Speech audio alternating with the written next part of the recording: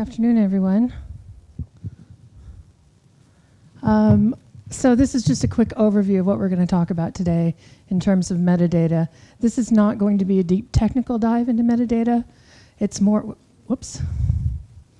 more of an overview of how metadata affects us in forensics and what more we need. So we'll talk about what metadata is, what PDF forensics are, and how the community can better help us.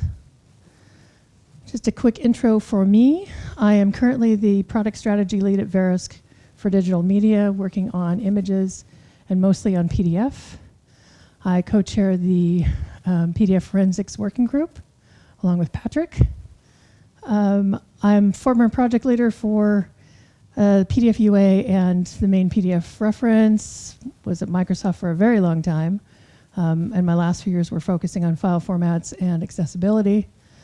And I'm an author, editor, and publisher, and those are two of my 4 dogs. The top one is my 15-year-old, and the bottom one is my 4-year-old. So, what exactly is PDF forensics? That's going to depend on who you're talking to. If you're talking to me, if you're talking to Patrick, if you're talking to the others in our working group, what it means is basically the examination of PDF files for anomalies, usually for some malicious intent. And not malicious in the sense of some sort of an attack, but more in the sense of fraud or potential fraud. And we look at all kinds of files. On a day-to-day, I might have a dozen invoices that I have to look at, home reports, police reports. I work in the insurance vertical, so we're looking at claims for fire, theft, other kinds of loss, automotive stuff. The other area where you might hear PDF forensics used is when you're looking at software security risks. We don't deal with that particularly in our group. That's an entirely different set of skills and issues. And some common uses for forensics are things like Border Patrol or agencies looking at passports that might be cloned or made up, documents like driver's licenses and that sort of thing for ID. For us, it's a lot of invoices and different kinds of reports. Banking applications, the leasing offices get a lot of documents that are like your banking reports to support your an application for rent in a building, for instance. And those are all among the sorts of things we look at. So metadata is one of my most favorite definitions ever because it's such a nice circular thing. A set of data that describes and gives information about other metadata or other data. And what's required in 32,000 for metadata? If anybody wants to jump to 14.3 and look it up, you'll be probably a little disappointed to find that nothing is required in terms of metadata. However, there are other places in PDF where there is metadata to be found, other than those things that are documented in 14.3. Just about any of the dictionaries, the header and the footer, they all contain a whole bunch of metadata. A lot of it still is not required, very little of it's required. And some of it lies, like the PDF version at the top of the file. All of the dictionaries have things like, you'll find things like the document ID, the instance ID, whether something's linearized or not. There's a wealth of stuff around tagging and marked content, lots of info in ICC profiles and font profiles, and lots more stuff. And as good as metadata is when it's found, which is very rare, it still doesn't give us a clear signal that something is necessarily fraudulent. If you think about dates in a PDF file, for instance, you might have one thing for your create date and another for modify date. Does that mean that somebody used or changed the file maliciously? Generally speaking, no. It means that they edited the file for some reason, but it wasn't for anything particularly nefarious. However, it can give us a really great hint that there might be something more we want to look at in a file for forensics. And it can support other findings. So depending on where your metadata is, it can show us where we need to look closer. And the big one for us is that the absence of metadata can undermine other investigations. So while it might not be the be-all and end-all, it certainly is something that we really kind of need. Just a quick run-through of the 4 types of metadata, 4 basic types that you can find in PDF. The document info dictionary, mostly deprecated in 2.0, but still contains creation date and modification date, which can also be stored in a couple of other places. There's still Dublin Core metadata, developed by the Dublin Core metadata. I was terribly disappointed to find out that they meant Dublin, Ohio, and not Dublin, Ireland. Seems like such a shame. And we still use a lot of things in Dublin Core, especially title, creator, subject, description, and publisher. As you can see in the example up here, there's a few of these sprinkled throughout. XMP metadata, which is the current preferred way to use metadata or to output metadata into a PDF file. Introduced in 1.4 along with the metadata stream, and all of the things that you found in the document info dictionary, you can now find in the XMP stream usually, if you can find them at all. And one of the great things about the metadata stream is that it allows you to attach metadata to the individual objects, not just the file itself. It supports better encryption and aligns with other standards, and it improves interoperability. And then there's custom metadata, which is always fun. Custom metadata is that metadata that is defined by individual companies usually for their tools. And it can be found sprinkled throughout PDF in various places. It follows the extensibility schema to give it a namespace. Some of these you can find on the GitHub list. And there's a good white paper called Third-Party Extension and Attributions. There are still a lot of these that are sort of hidden because they were developed before the PDF standard was put out into the world from Adobe. So Adobe still has those lists, and they're covered by confidentiality. You can, however, often figure out what these things are. If you find something that's like ADBE, that's pretty obviously Adobe. Some of the other companies use either a stock ticker or something that is fairly obvious to their name. There is some schema awareness required for complete interpretation of these, but a lot of them you can guess at the schema and get a pretty good idea. There's also a new, application note coming out. I think it just got voted. I can't remember if the voting is closed on that one or not. One more vote round to go. Okay. Including custom metadata structures in PDF, and it has some really good info in it. So this is a phrase that I have heard many, many times at PDF events. PDF is this rich, robust community. And it's true in the sense that there are a lot of developers, there are a lot of consumers for it. There's billions of files out there in the world.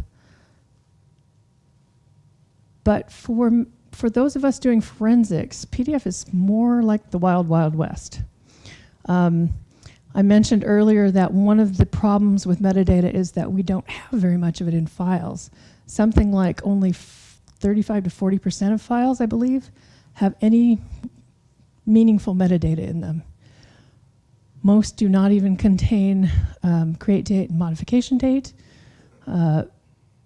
Many will still have document ID and instance ID, but a lot do not. And sometimes that's it. That's all we get often. Creator-producer sometimes.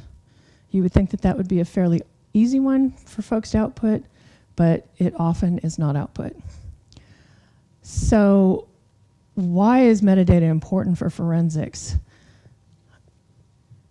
talked about this a little bit in why it's not the be-all, end-all for forensics, but it does help us detect inconsistencies in files. So for instance, in the example here, not sure if you can read it, I believe that the date in the upper left-hand corner, my left-hand corner, says 2023, whereas the modification date in the metadata is 2025. And when we find anomalies like that, especially where they're as far off as that, then we really want to look a little deeper and see if there's something going on in the file. Another thing that we look at are things like implausible editors. So Microsoft Word Creator, Microsoft Word Producer is pretty common. You know that that's a file that was created entirely in Word. However, what if it's Microsoft Word and Aspos, or Microsoft Word and Adobe, or Microsoft Word and Ice Cream PDF, or any of the other 5,000 things it could possibly be? Some of those pairings may not be truly okay, because Word is very consistent in how it does things and what it allows to edit it. You can use all of your printer drivers to edit a Word file or to produce a Word file, but you really can't use something like Cieda or Ice Cream PDF or many of the others that do not have their own printer drivers. So when you find things like that in your metadata, you know that there's something a little funky possibly going on. Mismatched dates, obviously. And then we can compare that metadata also to things that are in the file. We heard a little bit about some of the extraction this morning in this room. We can go and look at that extraction, find the dates on the document itself, compare those to the metadata, which would be what this particular thing is doing right here. We can look into the document contents and find other information and try to match that to other metadata in the file.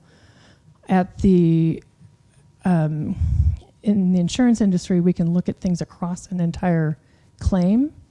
So we can look at all of the files in the claim, including those submitted by the person who's insured, as well as those things submitted by the insurance company, and we can look for anomaly across those using the metadata.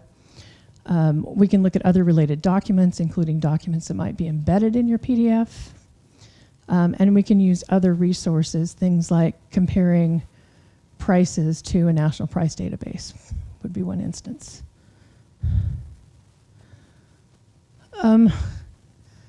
So how can the PDF community better support forensics?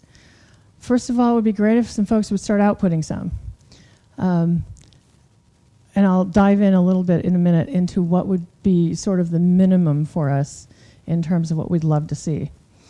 And it would be great to output it consistently. One of the fun things about all of the different metadata streams is that the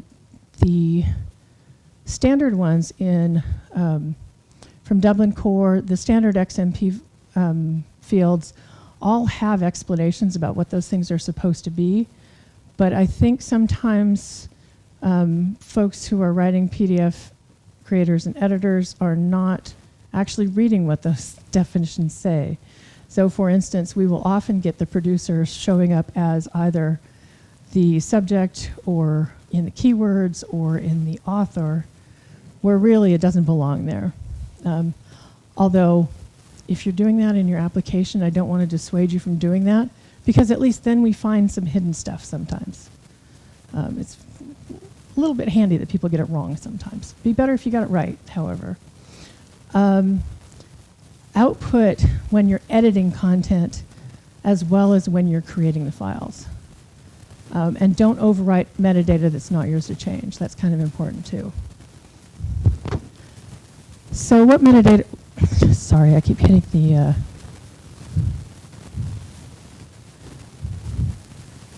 the space bar. What metadata should we be looking at? The obviously ones that we've talked about already are dates. Not just of the file, but of actions taken on the file. With C2PA being added in places now, we get a lot more of that information. Information on what tools are being used to create and modify the files. We want to know who created it, if anybody touched it. I'd love to know everybody who touched it along the way. That would be great. And were there any tools used to remediate or repackage the files?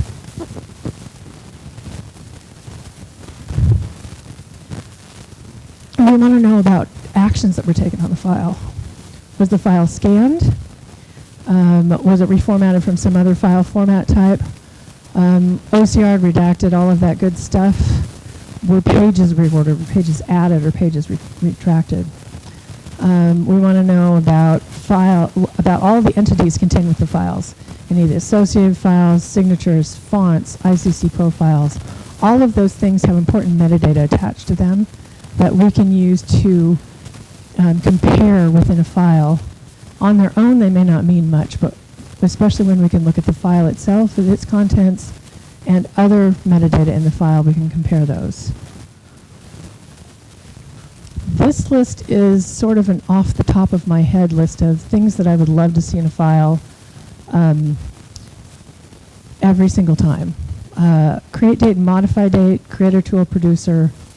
Those are really obvious. And surprisingly, well, a lot of editors, a lot of producers add that metadata to their files.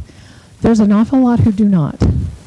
Document ID and instance ID would be great to have. Your instance ID and document ID should match when you're creating the file. And then all the information from the params dictionary, for the attachments. Another one that's really important that we're not seeing very much of, which is kind of disappointing, is form-related XMP. So is this file a form? Does it have form-like objects in it? Have any actions been taken on the form? That's we see some acroform stuff occasionally, but it's really rare, even in documents that are obviously forms. Signature info, and then for the future, the C2PA manifests. And then when we're editing files, if your tools are editors, there are a couple of things that you don't want to modify when you edit the file. You don't modify the creator tool because you are not the creator tool, you're the producer. The creator should remain whoever originally created that file at the beginning.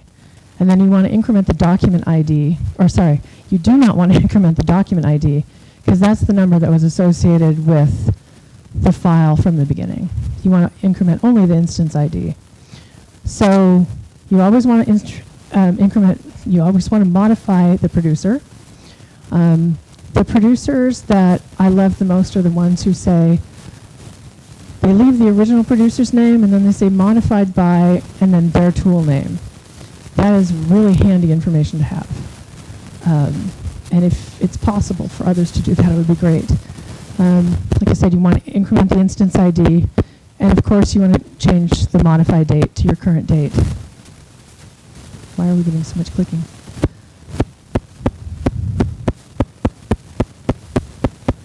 That's a little weird.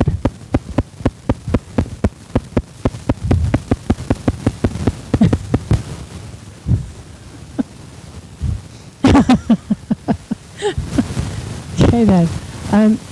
Two other groups of metadata that are extremely handy to have are the history action and the derived from actions. These actually give us a ton of information on a file. You don't have to do all of these, but some subset of them is very handy to have. And this is just a few tools that are out there for doing metadata work. There's a ton of stuff out there that will help you pull metadata, help you understand metadata better. There are lots of really great resources for reading up on the XFA metadata and the Dublin Core metadata. All you have to do is go out and Google or whatever your favorite search engine is and look for XFA, or sorry, XPS. What is that stuff? XMP, the other one, the other X. Lots of really good information out there on the web on their pages about what all of the various fields mean. There are hundreds of fields that are possible. I've seen documents from, I think, InDesign or one of the other Adobe tools that have more than 400 instances of metadata in them. And that's probably overkill for most things. We don't really need that much, because I think they go down to sometimes the color level on each pixel in the drawing. But it's nice to have a few things and get those. Anyway, tools for extracting metadata. XPDF Reader is just an example of one that does just PDF information. It does a really good minimum set of metadata pulls. For more general purpose work, something like Tika or EXIFTool. EXIFTool, most people think of EXIFTool as an image tool, but it actually extracts from hundreds of formats these days, as does Tika. They do not have exactly the same set of metadata that they will pull. EXIFTool pulls more than Tika does, but Tika is better to use as a wrapper with other tools, and then you get the full set of metadata that you can probably pull. So where do we go from here? What's the time? I have really run through this fast. Okay, I'll talk slowly then. Where do we go from here? First thing is to define a set of minimum metadata and publish it to the community. And that's one of the things that we're working on in the PDF Forensics Committee. We want to better define what some of the fields mean. If people can't tell that creator tool is the field where you should put your tool name when you create the file, and they're instead putting that in the title or in the subject, then we should know that there's a problem with the definition there, and maybe we need to get the definitions updated on all those various websites where those things are defined. We also want to encourage PDF producers to output the minimum set of metadata. That's going to take some work, I'm sure, some evangelizing on our part. I know it's extra work for everybody, but some things are really worth it. One of the things that I should mention here is that the metadata is not just important for us in the forensics community. It's hugely important for archiving. It's hugely important for companies that do collaborative work. It's great for being able to track your document history through time. There's all kinds of things that metadata are used for, not just for forensics. And having a minimum set will benefit all of the various verticals for PDF. We also want to ensure that PDF Next includes a minimum set of metadata, whatever that set comes out to be. And we want to encourage producers to update metadata properly. That means getting the right strings in the right fields. That means making sure that you're incrementing your instance ID. It means that you are updating the producer appropriately when you edit your files, and anything else that you can reasonably get into your metadata in your producing is fabulous. And that is the bare bones of the talk. So we're a little early. Thanks.